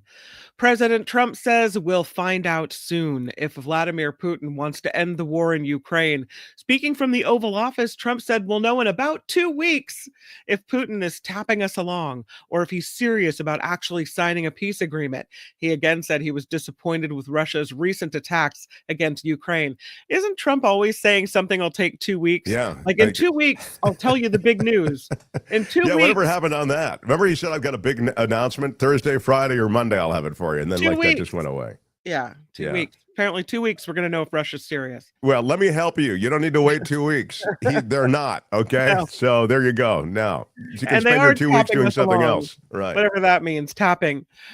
Elusive Gaza chief Mohammed Sinwar is dead. The Israeli Prime Minister included Sinwar's name in a list of Hamas leaders killed in strikes while speaking to Parliament today. Sinwar was one of Israel's most wanted men. He was the younger brother of the militant group's former leader who was killed last year. President Trump says he didn't chicken out on tariffs. In the Oval Office, Trump was asked about the acronym TACO, coined by the Financial Times. It stands for Trump always chickens out by announcing tariffs, then pausing them. Trump bristled at that question, calling it nasty. He insisted the pauses in tariffs have worked to bring countries to the bargaining table. The president also asking the United States Supreme Court to block a lower court ruling stopping him from deporting migrants to South Sudan. Last month, the Trump administration tried to deport 7 men to South Sudan who were not citizens of that country. A federal judge in Boston ruled the United States could not deport the men without giving them time to challenge their deportation. And Tuesday, the administration claimed a court filing that a single federal judge should not, single federal judge should not be permitted to halt their nationwide efforts to deport migrants convicted of crimes to any country willing to accept them. Yeah, I'll just give you a quick 40 seconds on this. It is outrageous in the extreme. There's so much that's screwed up about the policies of this administration regarding deportation, but one of the most loathsome things and deliberately cruel things is to deport these people to countries where they have no connection and they end up in a torture chamber of a prison. So Venezuelans end up in El Salvador. They may, deserve a nasty end. I don't know. But I know that there was no due process. But the other is Sudan. I mean, South Sudan it's a hornet's nest of horror. The country itself is in a free fall. So I really feel as though this is a deliberate cruelty. It's what we talk about here, where they do something that is so deliberately cruel and outrageous that it is supposed to advertise, look what we're doing. We're treating these illegal immigrants in this way. But it is over the top, and it only serves that. It only serves that goal, which is to advertise the fact that if you come here, we'll send you to the gulag somewhere else, and you will be essentially losing your life forever. Spin the big wheel. You never know where you'll end up. Right, and there's that. That's like, or you can play the reality show game that they're going to, that they've pitched. Right. Oh my God, that's just crazy. Savannah Chrisley says she still doesn't believe it's real after President Trump said he will pardon her parents. Todd and Julie Chrisley starred in the Chrisley Knows Best reality series that was on from 2014 until 2023. There's never been anything like this. They were convicted of bank fraud and tax evasion charges in 2022. According to Savannah Chrisley, the president said her parents were treated unfairly from everyone that he has spoken to. Well, a jury convicted them. So, I mean, maybe you want to talk to them. Foreign officials who censor Americans will have their U.S. visas banned. Isn't this the pot calling the kettle black?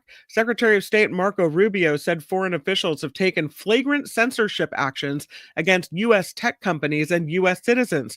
Rubio also called it unacceptable for foreign officials to demand American tech platforms adopt global content moderation policies that reach beyond their authority and into the United States. Trump says Harvard University is a disaster.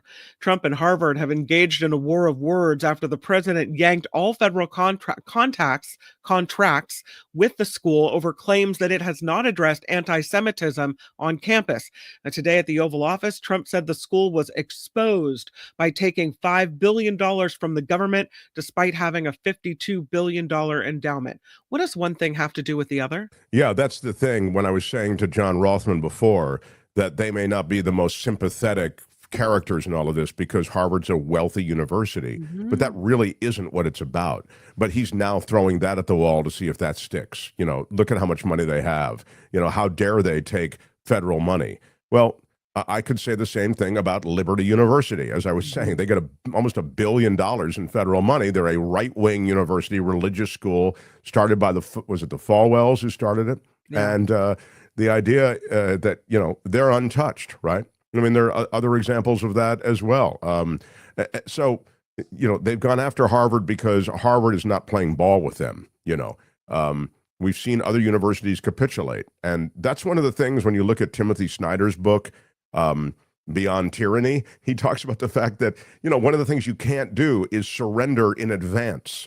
And to the extent that Harvard is doing something noble. And again, Harvard doesn't need me defending them, but they aren't surrendering in advance. And there is also this last thing.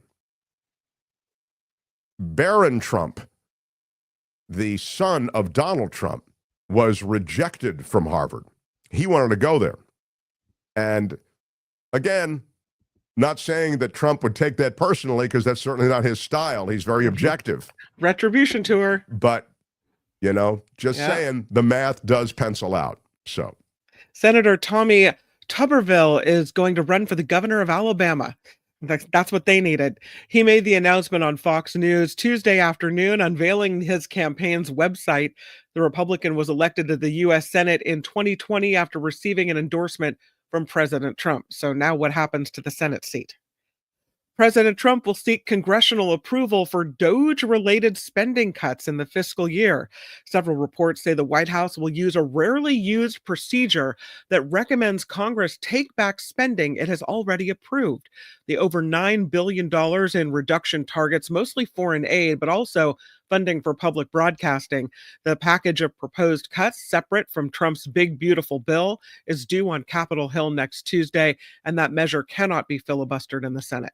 this is something that is outrageous, and that is the appropriated money. It's already been appropriated by Congress, is not being dispersed. It's outrageous. This has nothing to do with future legislation, future big, beautiful bill, whatever the hell he's calling it.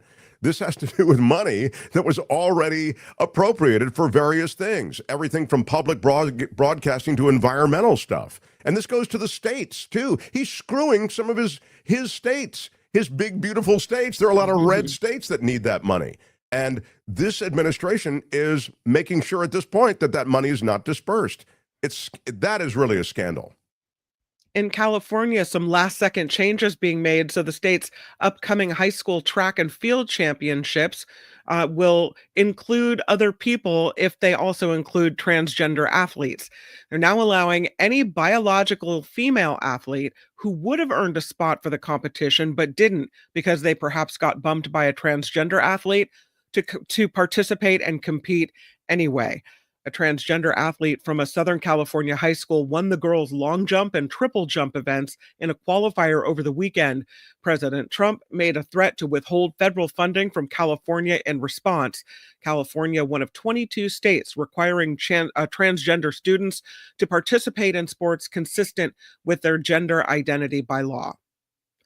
Academic performance is impacted even with lead level exposure deemed acceptable by public health agencies. A study published in Environmental Health found a small climb in blood concentrations of the toxic metal is associated with worse performance on standardized tests. Researchers emphasize the notion no safe lead level exists, and they urge policymakers to revisit current health thresholds. A SpaceX rocket broke apart in Tuesday night's test launch. Oh no. CEO Elon Musk suggests while this test failed, there was improvement. Rockets in the two previous tests exploded before they even made it into space. In this test, the rocket made it to orbit, but then the deployment of mock satellites failed. On its way back to Earth, the rocket broke apart.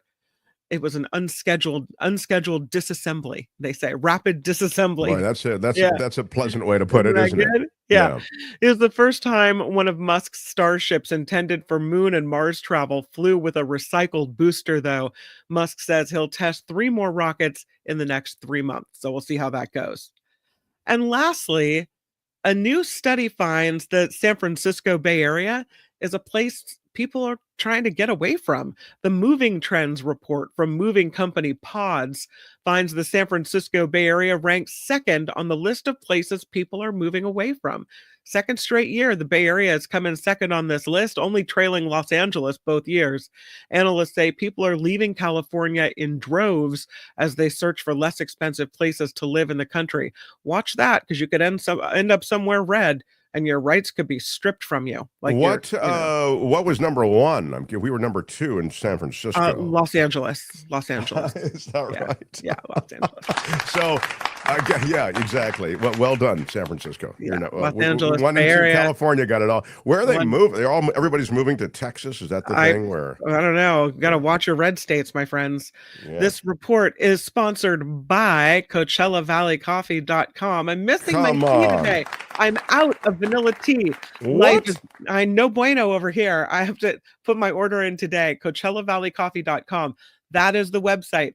Go check it out. The coffees and the teas are absolutely amazing. Mark loves the tea. What do you have in the cup? Are you teeing it up today I'm or teeing it coffee? like crazy. I've got this horrible Mhm. cold, and so I'm Yep. teeing it like crazy. I don't Mhm. know what it is, and it's funny. I was looking for but I put 2 bags in the pot of tea. I've been drinking it since like 5 a.m. since I was up all night with this cold. Oh. But I will tell you one thing. I feel. Thank you for feeling bad about my cold. Yeah. But this tea is delicioso. Yes, it is. Yeah. The tea is delicious too. Yeah. Man. And the Love coffee. it. Please have a look, CoachellaValleyCoffee.com. And should you find something that you would like to put in your online cart, we'll make sure you enter the exclusive Mark Thompson Show discount code MARKT, no spaces, MARKT at checkout. Get you 10% off. At least pay for shipping, right? Excellent. MARKT at checkout. So make sure you take advantage of that. I'm Kim McAllister, and this is The Mark Thompson Show. The Mark Thompson Show. Hey, which one of you is Mark Thompson? Who's Mark Thompson?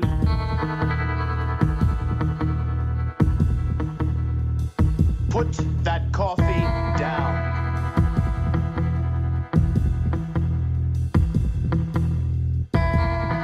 There's always been in this country 30 to 35% idiots.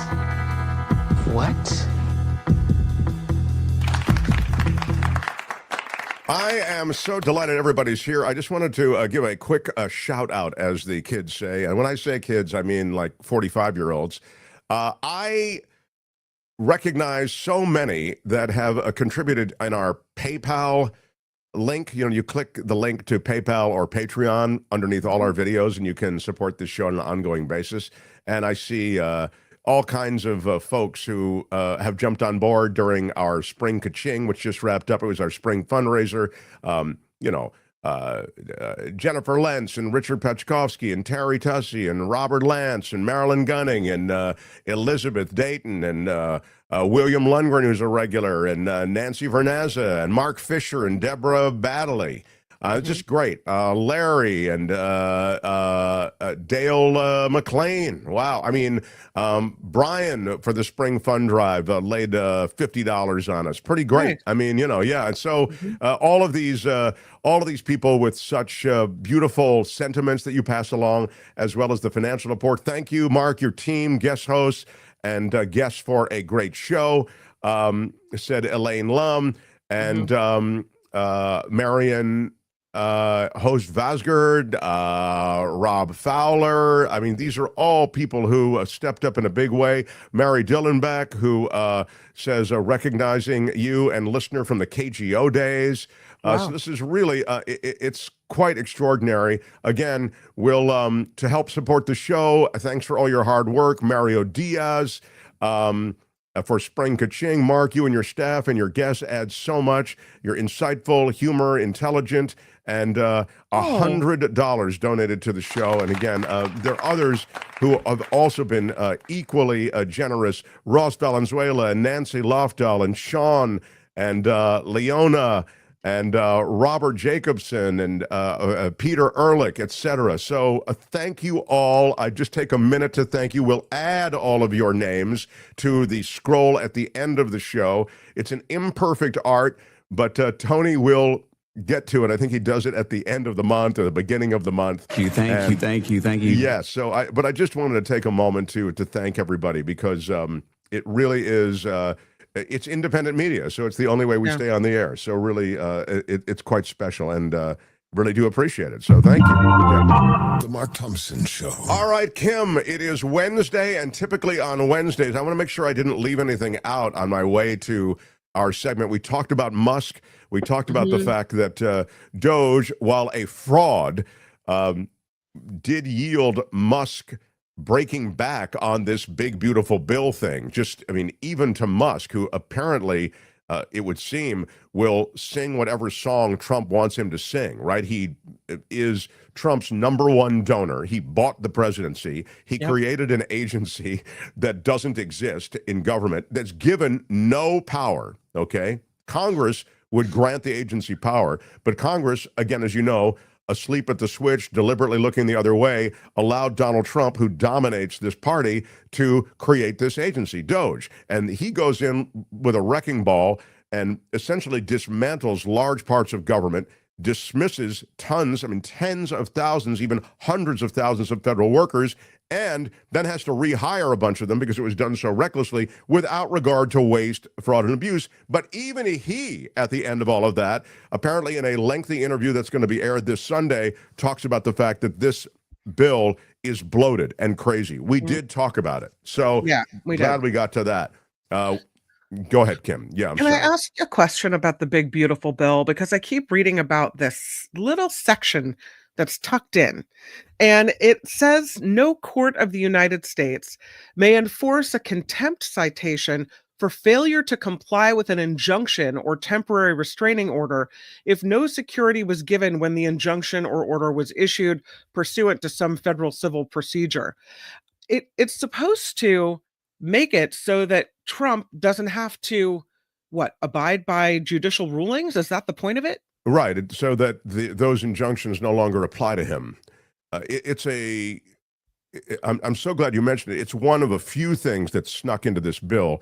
I mentioned it the other day with David K. Johnston.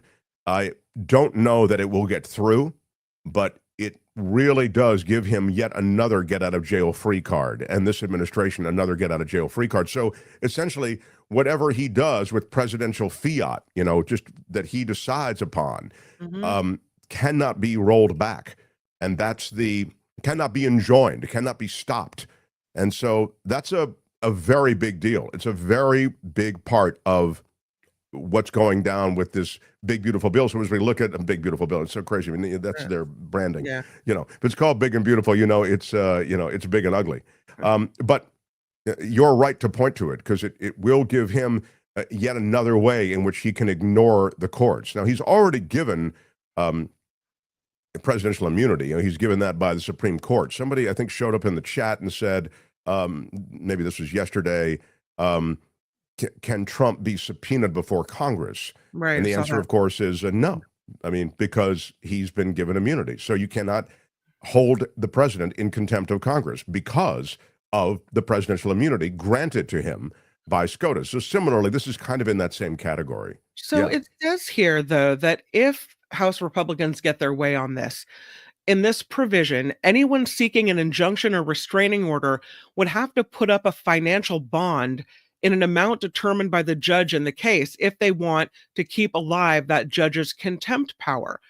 And the critics are saying, listen, most of the people that are looking for court orders like this aren't going to have the money to pay up to have these injunctions put in place or kept in place. So it comes down to whether or not you have enough money to fight the president. Well, fighting the federal government to begin with, you'll need very deep pockets, right? MEB says it's a scary part of the bill, but I think it's directed more to keep his cabinet and other goons safe. That may be, it may, as I say, he's already got the get-out-of-jail-free card, right? He's got immunity. But as to the money part of things, I don't know. I'd have to look at that more closely, honestly. Yeah, it's fascinating. I don't know. Yeah. It's unsure right now, unclear whether the Senate will keep it in. Right. I think once you start seeing, they try to hide things. It seems to me they try to tuck it in and hide it, and then, it becomes public knowledge. So I'm hoping the Senate will yank that. That can't stand. Yeah, again, there has to be some light on it. You have to get some media oxygen to that. And the beauty of what they're doing from their standpoint is that they're flooding the zone, muzzle velocity, all that crap that Bannon was saying. It's effective. If you do enough crazy S at once, then people go, I don't know even what to chase. There's just so much going on. So they've done that effectively. I have a fork in the road, and I need your advice. Okay. I've got, and I can do both these things. Stories from the sky. Yeah. I've got that as a palate cleanser to a lot of the Trump stuff. And I've also got Law and Disorder. What do you think? Let's do Law and Disorder and then Stories from the Sky. All right. Albert, let's do some Law and Disorder, please. In the criminal justice system, the people, pimps, addicts, thieves, bums, winos, girls who can't keep an address, and men who don't care, are represented by two separate yet equally important groups. A cop, a flatfoot, a bull, a dick, John Law, you're the fuzz, the heat, you're poison, you're trouble, you're bad news. These are their stories. Getting rid of books because of their content would seem to be un-American. It happened in Texas. A Texas public library got rid of these books, and now the court has ruled, the Fifth Circuit Court of Appeals, ruling that a Texas public library did not violate a patron's right to free speech by removing books because of content. It was a 10-7 decision, overturned the federal district court and appellate court rulings, finding that Llano County, Texas library systems erred in removing 17 books because of their content. The courts initially ruled that library officials violated the plaintiff's right to receive information under the Constitution's free speech clause by removing these books, and ordered that they be returned to the library shelves. But the plaintiffs, the 7 library patrons who in 2022 filed a lawsuit challenging the removal of 17 books because of their content on race, gender, and sexuality, as well as some children's books that contain nudity. They show up in court, and now a federal district court and a 3-judge appellate court panel ruled against the library, but the Fifth Circuit appellate court on Friday reversed that decision, dismissed the free speech claims against the Lloyd County library system, and the books can be removed. The plaintiffs cannot invoke a right to receive information to challenge a library's removal of books, the judge wrote. So, removal of books is something that will continue, and it will be protected, apparently, by the Fifth Circuit Court ruling. In Texas, we stay, but this has nothing to do with books. It has to do with lottery tickets. A woman in Texas is suing the state's lottery commission for not paying out $83.5 million in a lottery award. It was 3 months ago, Kim. What? The numbers on her ticket matched the winning numbers in a drawing. She bought her ticket through a lottery courier service firm. They allow customers to buy tickets virtually using a mobile app. So you don't actually go to 7-Eleven or whatever. You do it virtually. Okay.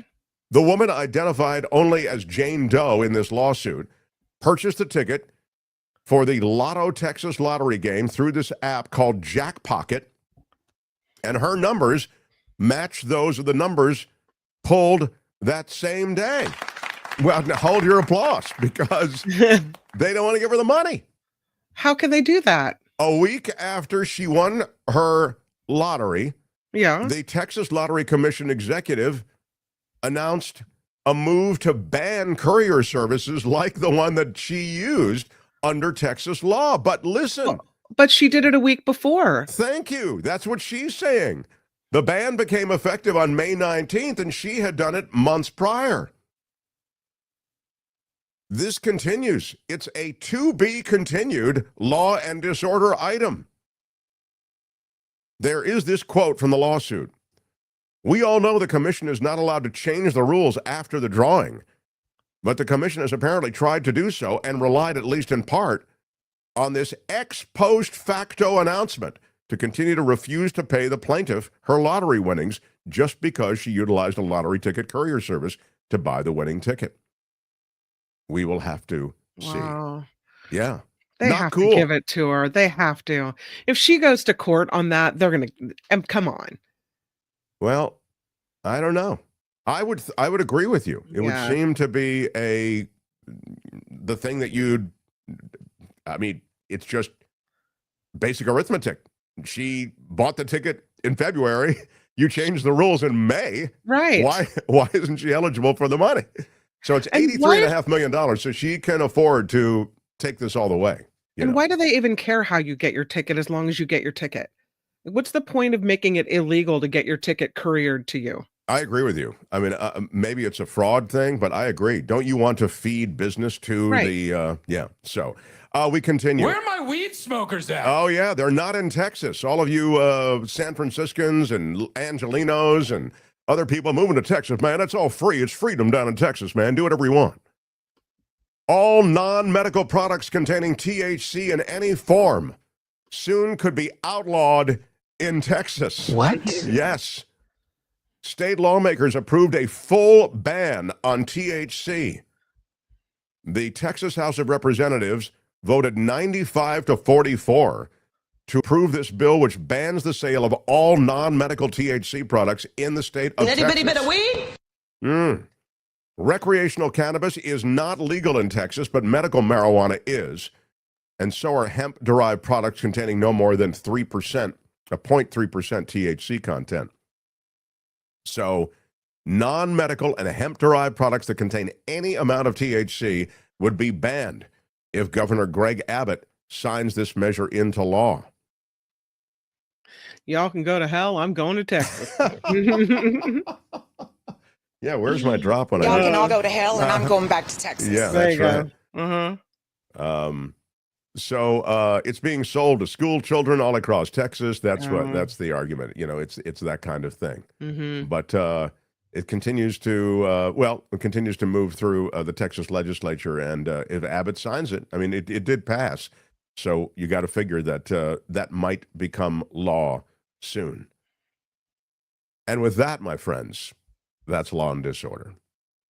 Tune in again next time for more Law and Disorder on The Mark Thompson Show. All right, that's it. Let's roll. Hey, Let's be careful out there. Wow. Love a little weed news always, you know that. The Mark Thompson Show. Yeah. I don't know if I told you the story when I was in Alaska. Just got back from Alaska. I don't think I got sick in Alaska. I don't know where I got this cold. It's just as brutal. Cruise ship. No, but I got back in before the weekend, and maybe it takes time for it to germinate or whatever it does. I don't know. Yeah. Maybe you're right. But they don't let you bring edibles or any kind of cannabis products into Canada from America. And we were leaving from Vancouver. And I love the edibles. And it's my vacation. Like, I tried not to get too, you know, when I'm working or whatever, I try to get, but when it's vacation, you know, I wanted to kick it. Well, sure. So I checked and double checked, and then essentially don't mess with it. Like, the Canadians take this seriously. Yeah. I don't understand it, because the next thing I'm about to tell you is that when you get to Canada, there are cannabis shops everywhere. Okay, so like, they have their own cannabis business. Maybe they just want to support their own cannabis business. So anyway, so I didn't take anything from America in, and there was a cannabis shop right across from the hotel, and I get all this cannabis stuff. I mean, the edible stuff, you know, gummies and stuff. And honestly, it was sort of like, meh, like, it wasn't that good. Now, I'm not a huge, like, Wake and Bakers, but when I do it, I can tell, you know, and it's all, you know, edibles are a little weird, like, based on what you've eaten, et cetera, blah, blah, blah. But anyway. Did you save the receipt to show that you bought it in Canada? I think I did. I think I saved all receipts, yes. So then we set sail for Alaska. And I went to a cannabis shop in a place called Ketchikan, Alaska.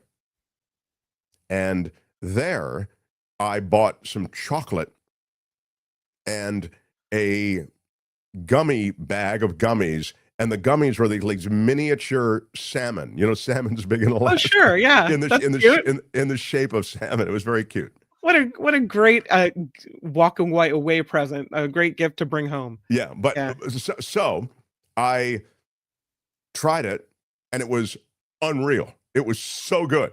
And but you understand, it was just one stop. We had then set sail from Ketchikan to another place. And I'm thinking, oh my God, I got to go back to that place. This is like the only kind of edible I ever want to get. So I couldn't, of course. And so I just enjoyed it. But I sent an email to them. And I said, is this available anywhere else? And might you be available in the United States, et cetera? And they said, I mean, in the United, meaning, you know, south of the Canadian border. Sure. Alaska is obviously the United States. And she said, oh, I'm so glad you liked our product, but it's only available in Ketchikan. Oh, man. What? So Get nothing. yes, exactly. Richard said he went to that same shop. Wow, that's pretty wild. Can they send it to you, or is that against the rules? And that's against the law, I think. Oh. So yeah, new sponsor, says Dennis Fahey. Exactly right. Hey, shout out to Ketchikan. Yeah, it's like Spain with their cuts of meat that they don't allow to leave the country at all. So it's wild. Same energy up there, up north. Yeah, 51st state. Well, maybe if it's a 51st state, we can just get your salmon one. Yeah, that's true. You're right. Once it becomes a 51st state, it'll be a lot easier. But no, of course, you'll have to explain to me why the 51st state, Canada, why their stuff's not as good as the stuff in Ketchikan, Alaska. But I'll find the name of the shop. I don't have it handy, but I have the shop, and I have the chocolate, which I can recommend to you. And if you're in Ketchikan, you can go for it. Pot is so high school, says she. I know. I never did it in high school. So I never did it for 30 years. I didn't do it. And I've just discovered it. And so that's so sorry. Sorry, while you guys were doing, there's a lot of stuff you guys were doing in high school I wasn't doing. So now I've kind of gotten into it. Was it Cannabis Cove? I don't know. I don't remember the name of it. How many shops like that can there be in Ketchikan? Isn't it a little place? You're right. It probably is what you said. Yeah. She was really cool. I should find her email. This is a to be continued. And by the way, explain this to me. Rev P says Alaska has always been known for good weed. Really? Alaska? I mean, who knew? Because they grow it inside. Is that why? I mean, I can understand why California is. They grow it up in Humboldt County, etc. Yeah, I went up in Humboldt. We got the best stuff, so I don't know. You gotta trust Rev. If Rev says it's good, it's good. Yeah, but maybe it's the customer yeah. service. Those are generally very kind and nice people. That is true. That is true. Maybe they're selling their weed a lot more friendlier. I'm wondering, but where do they source it, though, is my question. You know what I mean, Albert? I mean, in Alaska, the weather isn't conducive. Humboldt County, the weather's conducive to growing weed. You see enough sun. Got your hydroponics there. A lot of rain. So maybe the rainier parts and some other parts of the state that don't get too cold. I guess maybe. I see. Yeah. Well, I'll find the correspondents and maybe we'll get them on the show. That would be fun. All right, but we're not done. Almost done, but we're not done. Let's do it. How about some stories from the sky? We have clearance, Clarence. Roger. What's our vector, Victor? Enough is enough! I have had it with these monkey-fighting snakes on this Monday to Friday plane! Everybody strap in! Well, it's something of a nightmare for those who think about things that could happen on board a plane. A flight from Tokyo diverted to Seattle after a passenger tries to do what? Open the exit doors. Yes, it's a great tried and true way to F with everybody's lives. No. A flight from Tokyo to Houston had to land in Seattle. A passenger tried to open two of the plane's exit doors, according to the FBI. The crew and passengers restrained the person, who was taken to a hospital for medical evaluation after the landing. The Nippon Airways flight traveling from Japan's Haneda Airport to George Bush Intercontinental Airport in Houston. Mm-hmm. It was diverted because of an unruly passenger, in quotes. It was a 787-9 Dreamliner in the air for about 10 hours when it landed at Seattle-Tacoma around 4 in the morning. The flight diverted because of this passenger disturbance. Second passenger became unruly on the tarmac after they landed. Wow. The person who was the second person who became unruly was frustrated at the flight diversion and punched the bathroom door. Wow. It's the gift that kept... you can continue. Hang on. I've got to do my nasal... no. Horrible. Yes, apparently the person tries to open the door, sadly, and I think you can imagine how this went. Not it good. It was chaos. It was chaos. And this is, I think, the coda. This is the extra bit. In-flight disturbances have surged, everyone. A similar diversion happened in April when a flight carrying more than 200 people from Bali to Melbourne was forced to turn around after a passenger tried to force open a plane door. In the U.S., there is a zero-tolerance policy for unruly passenger behavior. But that unruly passenger behavior surged to a record high in 2021, nearly 6,000 reported incidents. They've declined since, but 2023 still saw more than 2,000 incidents. And in November, an unruly passenger tried to force open a plane door on a flight from Milwaukee, injuring an attendant and prompting fellow passengers to duct tape the guy to the seat. It's not pretty out there, Kim. No. It's not pretty. And then finally, this. A Los Angeles-bound flight diverted after a dog falls ill. It was an emergency landing in Minneapolis. One of the dogs on board became ill. Delta flight, departing Detroit, was going to LAX. 5 hours later, it was scheduled to land, but the Memorial Day flight ended up detouring to Minneapolis because of a medical emergency involving a cabin pet. The crew was informed that a dog on the flight became sick, and a veterinarian who happened to be on board was assisting with its care. Ultimately, the decision was made to divert the Airbus to the nearest major airport so the pet and its owner could deplane. Wow. I support that. Yeah. I mean, I don't want a dog to die because I'm too selfish to get to my destination on time. So I support that. Yeah. That's it. Exactly. Yeah. And that is Stories from the Sky. This has been Stories from the Sky. The captain has turned off the seatbelt sign, and you are now free to move about the cabin. All right. Well, I'm here to wrap things up, and wrap things up we shall. We left it all on the field today, Albert, didn't you think? We left it all on the field. So did the Giants. They just lost their third straight game. I think they're about to get swept by the... Oh, I think we stole one game from the Tigers, but not good. No, it's not. The news out of Giants land is not good. We came out of the San Francisco Bay Area then, and Albert is a big Warriors fan. He's a Giants fan. He roots for the Sharks. He's really got a strong grip on a lot of teams that have no future. But no, but the Warriors obviously have a future. So to the word taco, I'll buy that for $1. RoboCop movie line. Do you know that line from RoboCop, Albert? Not the specific line. I did watch RoboCop though. That's one of the few movies I have watched. I got Chaplain Fred. Thank you for the $5 super chat. I don't know that line from RoboCop, but anyway, thank you. I'll find it after the show. CBD says, Mark, any chance you'd consider taking a meetup on the road around the country?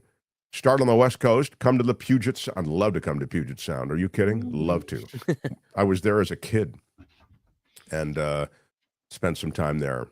Yeah. Speaking of CBD, I did locate the 3 cannabis dispensaries in Ketchikan, Alaska. Oh, there are 3 of them. Wow. Okay. We have Cannabis Cove, as mentioned. Yeah. The Stony Moose or Rainforest Cannabis.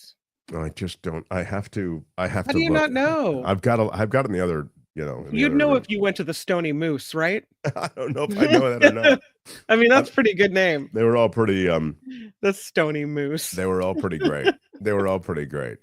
Roberta says people need to retire from political service at age 72. It should be required. Well, Roberta, I'm going to say this, and I've said it before. I used to say it on the radio. I don't have a thing against older people serving. In fact, I think the age 72 is actually not old.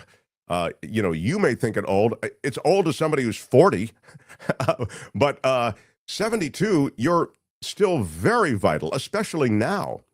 I just think 72-year-olds do a lot more, are far more dynamic than the 72-year-olds of 1955 or whatever, decade you want to pick.